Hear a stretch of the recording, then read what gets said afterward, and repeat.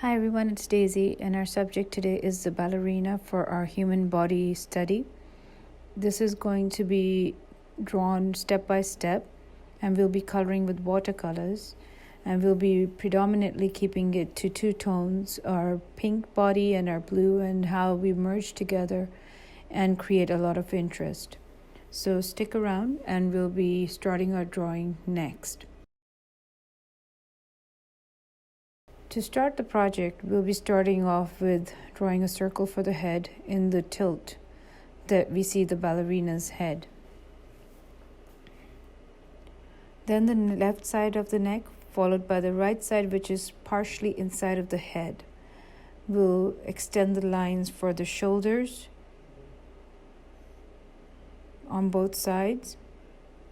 To create the arms, I'm going to be starting from the outer elbow, bringing it down to connect towards the shoulder.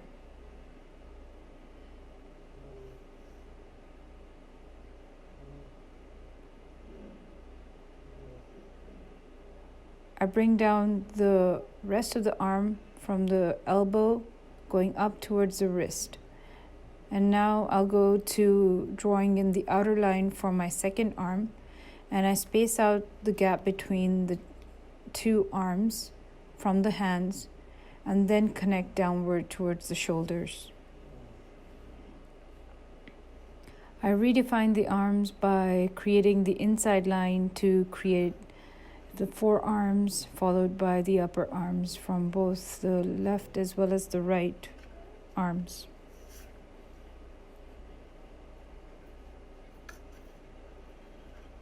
Take them out one time and then they can play.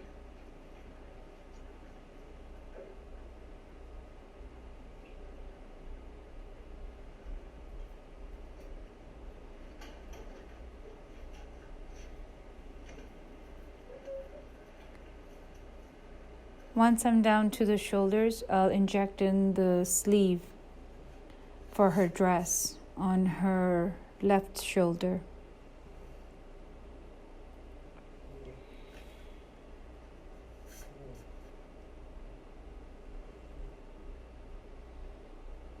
I'm paying a lot of attention to the negative spaces as I create this, and these are partial lines are just to show me where the muscle structure is, so that as I draw, I'm understanding how the arm will be getting shaped up. Planting my sleeve at this point on her left arm.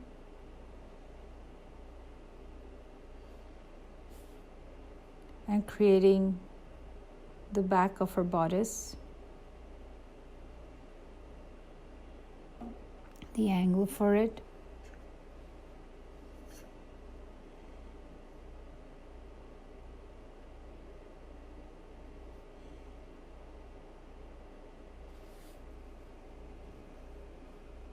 Draw in the second sleeve from her right arm.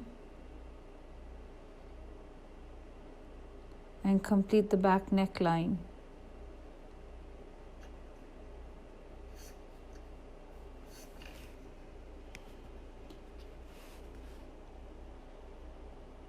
Again, this helps me to position her right line for her waist once I've got the arms in place, so I'm able to understand how much I want to squeeze it. And from there, I'll be extending down to create the legs.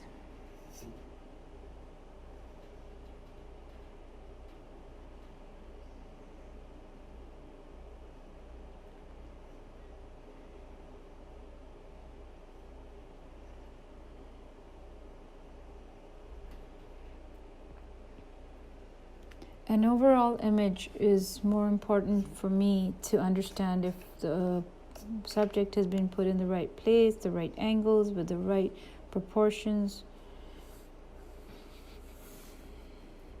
Going to go ahead now and redefine the shoulders. Now that I like the entire position of the body, I'm going to fine tune it.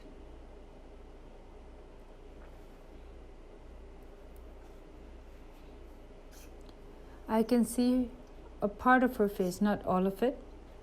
So that partial neckline from her right side that I left inside the head intentionally helps me plug in a chin, and then I'll bring in forehead with the cheekbone and then connect out.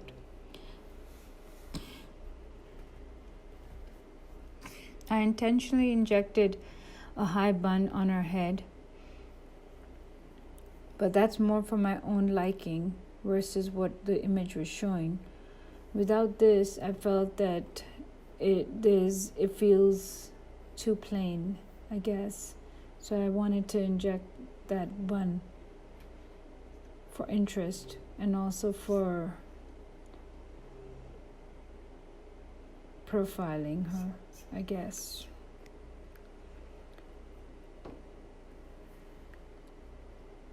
With everything in place, this is the point where I can check on the legs one more time before I go to work on her skirt.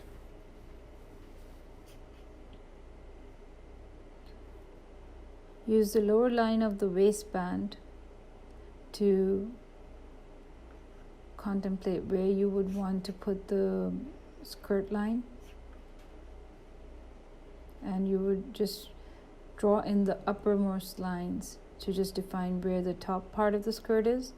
And now, with the study of the reference picture, we'll understand as to how we want the skirt to be trimmed around her body. Get rid of any line drawings for the legs on the inside of the skirt.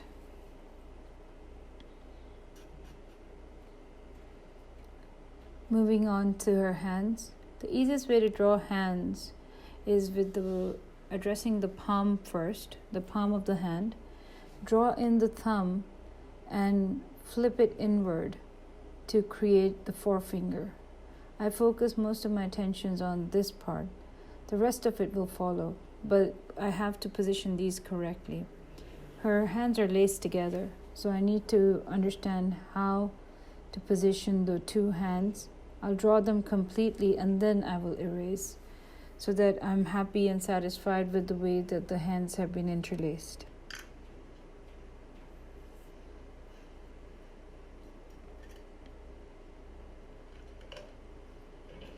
At this point, I'll take a pencil eraser. That means these are these erasers that you can get in the market, which have a very fine tip and they can get into the smallest of areas. So I use that to clean up my drawing, my prelim drawing, before I add any details or finalize the composition form that I want.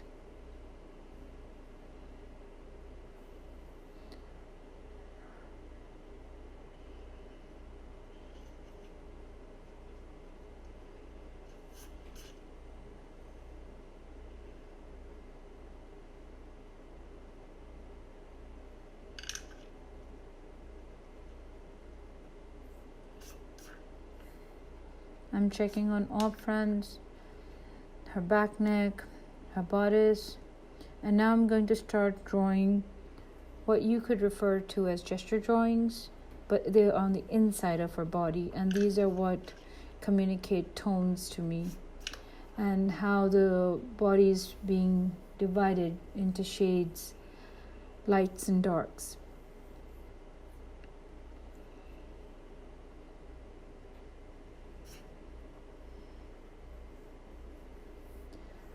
Once I complete putting all these various tones and muscle structures and shadowed areas, I'm going to break down the space around the ballerina as well into just random lines and nothing pre-thought.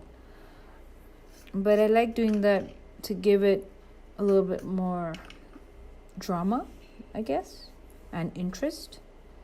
Because if it were just a plain thing, I guess I would want to see a background, in my opinion, and that might be a curtain backdrop, but I'm not really interested in one. So I'm thinking just something very random.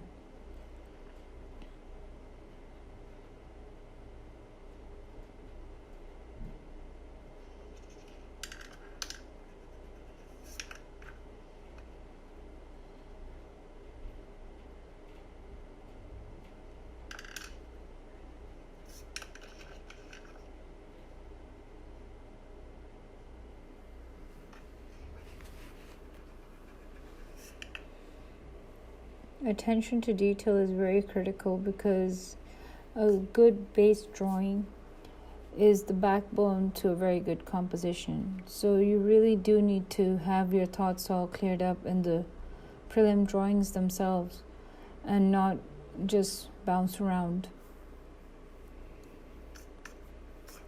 At least that's the way that I would address any kind of artwork that I would want to do.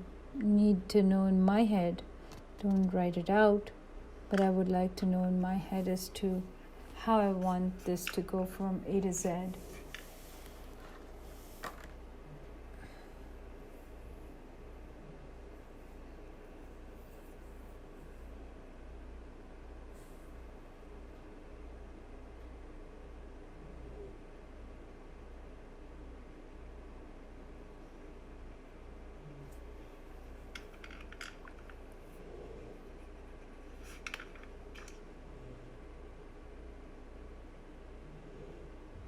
The skirt hemline isn't a straight line. It's got the ruffles project from it, so it has to have a very inconsistent sort of a line. The bottom hem of the skirt should be in two layers, a top and a bottom, which tends to move away from each other and come together. So I create the second line as well, just to address the poofiness of the skirt.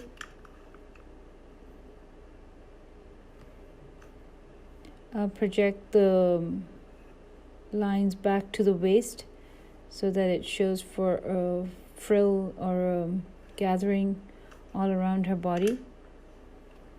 Now I'm going to take all the background and break it down. But I'll do it extended from her body.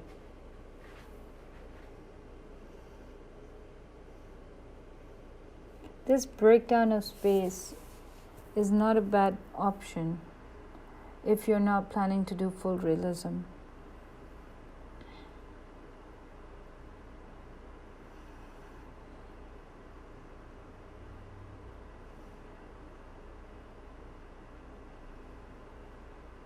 Full realism would mean, like I mentioned, ideally for a ballerina, her backdrop would be curtains for the stage or props, or maybe a reflection of herself as she rehearses in the dance studio.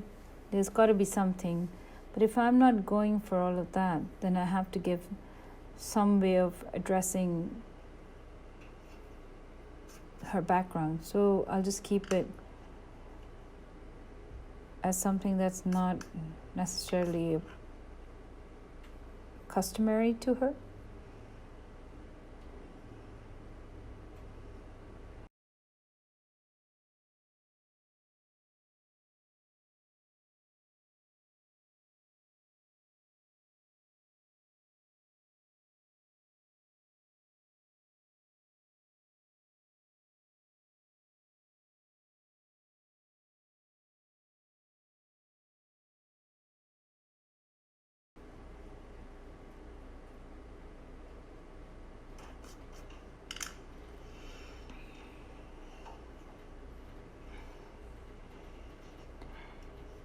I had also planned to put in a little bit of masking on this project.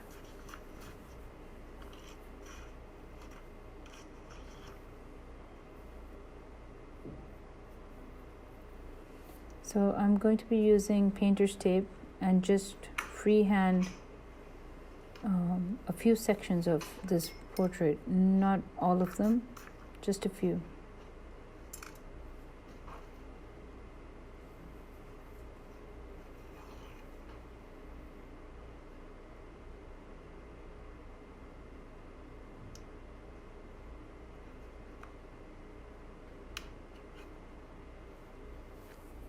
And this is again it's just very, very unplanned. It's just whatever comes to mind, what feels right in the way of where I want to see like white areas that are not tainted with any color or any kind of a style, They're just white, sharp white areas that will project into the whole picture. Again, this is not necessary. You don't have to do things like this, but it's just an approach. And every subject brings with it something different that I want to try, so why not?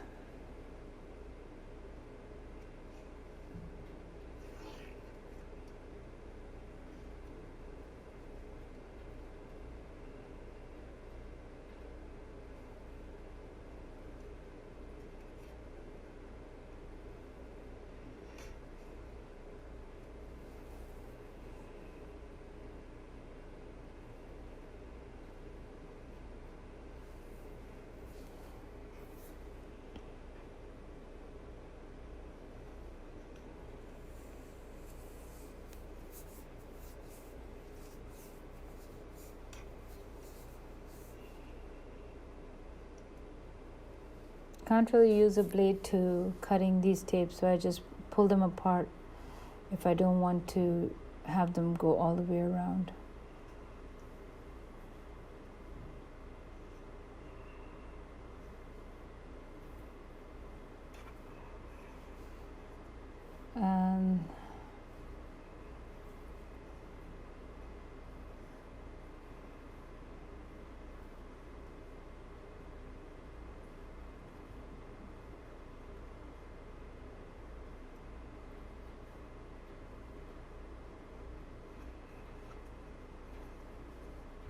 And that ought to do it for my masking. Now for the coloring. It is watercolors, and I use Holbein watercolors. I really think they're one of the best purchases that I've done. Very easy to work with. So that's where I tend to go for my media. Watercolors is fun for me. I like the way that it gives me, it comes unplanned, and it might end up any which way that I don't even realize what shades I'll end up with or something. Sometimes it just depends on when it settles and the water dries, and then you get to see as to what's going to happen with the actual shade of it. You don't get to know the full effect of it because water moves. And even after you stop your brush, the paint is still going to dry, and how it dries just left of the chance.